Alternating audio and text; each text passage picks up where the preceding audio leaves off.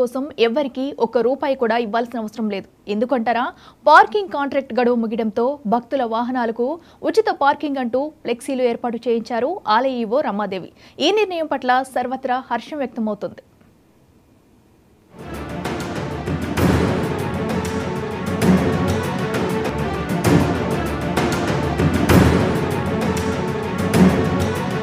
భద్రాచలం రామాలయం ఈవో రమాదేవి నిర్ణయం పట్ల భక్తులతో పాటు స్థానికులు హర్షం వ్యక్తం చేస్తున్నారు.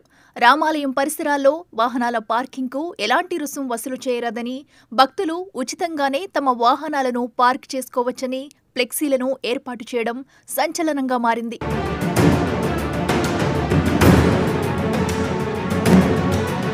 ఇంతకుముందు రామాలయం పరిసరాల్లో పార్కింగ్ కోసం కాంట్రాక్టర్ డబ్బులు వసూలు చేసేవాడు. అయితే కాంట్రాక్టుకు ఈ మార్చి నెలాఖరుతో గడువు ముగిసిపోయింది. అయినప్పటికీ ఆలయ అధికారులు అనుమతి లేకుండా పార్కింగ్ రుసుం పేరుతో భక్తుల నుంచి విచ్చలవిడిగా డబ్బులు వసూలు చేస్తుండేవారు.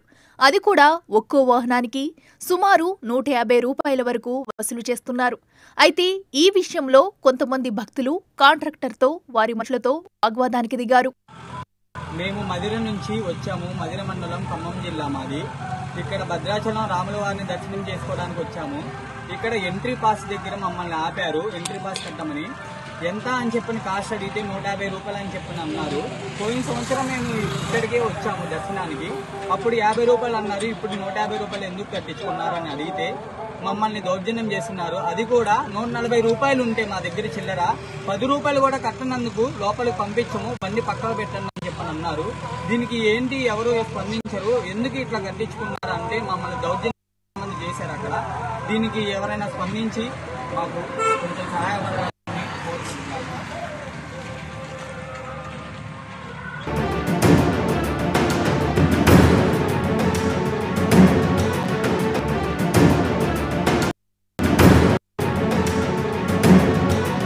భద్రాచలంలో గ్రామ పెద్దలు, కాంట్రాక్టర్లు కలిసి రామాలయం అధికారులతో సంబంధం లేకుండా రామాలయం పరిసరాల్లోని వాహనాలకు పార్కింగ్ ఫీజులు వసూలు చేస్తున్నారు. అయితే సంబంధించిన టెండర్ గడువు ముగిసినప్పటికీ ఆలయ అధికారులతో సంబంధం లేకుండా భక్తుల దగ్గర నుంచి అక్రమంగా డబ్బులు వసూలు చేయడాన్ని అధికారులు తప్పుబట్టారు.